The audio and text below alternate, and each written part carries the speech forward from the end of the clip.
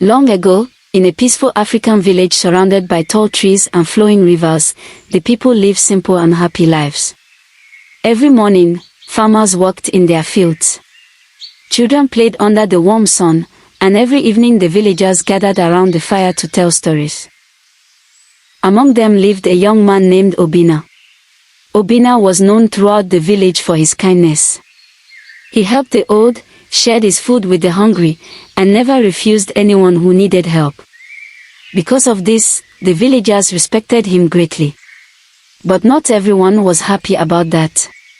Scene 2, the greedy chief. In the same village lived a wealthy chief named Chief Okoro. Chief Okoro owned the largest farms, the fattest goats, and the biggest house in the village. Yet, even with all his wealth, his heart was filled with jealousy. He hated the way the villagers admired Obinna. One evening, as he sat counting his wealth, Chief Okoro spoke angrily. "Why do these people praise that poor young man more than they praise me?" And at that moment, a dangerous idea entered his mind. Scene 3, the wicked plan. Chief Okoro called his servant, Udo. "I have a plan," he whispered. "We will make the villagers believe Obinna is a thief." Udo's eyes widened with fear. But the chief had already made up his mind.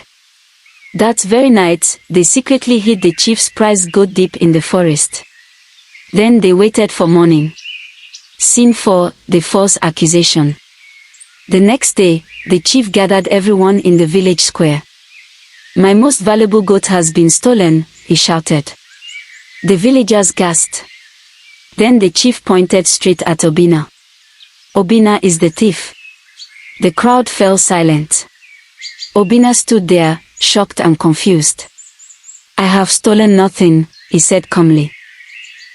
But the chief continued his lies. "I saw footprints leading to his farm." Slowly, doubt began to spread among the villagers. Scene 5, the village judgment. The elders gathered under the great Iroko tree to decide the matter. The oldest elder spoke with a heavy voice. "Obinna, you have always been a good man. But this accusation is serious." Obinna bowed respectfully. "I swear before heaven and earth, I am innocent." The elders discussed the matter for a long time. Finally, they gave their decision. Until the truth is known, Obinna must leave the village. With a heavy heart, Obinna walked away from the home he loved. Scene 6, the truth appears. Days later, a group of hunters entered the forest while searching for animals. Suddenly, they noticed something strange. A goat was tied behind a tree. One of the hunters looked closely. "This is Chief Okoro's goat," he said.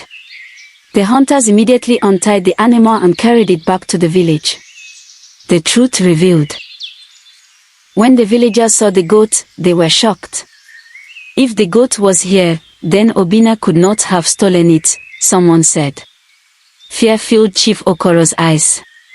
At that moment, Udo the servant stepped forward, trembling. "I cannot keep this secret any longer," he said. "It was the chief's plan. We hid the goat to blame Obinna." The entire village gasped. Scene 8, justice. The elders stood in anger. "The evil that men do always returns to them," the eldest elder said.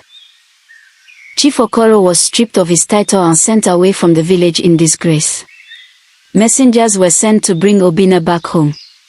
When he returned, the villagers welcomed him with joy and celebration. Ending moral.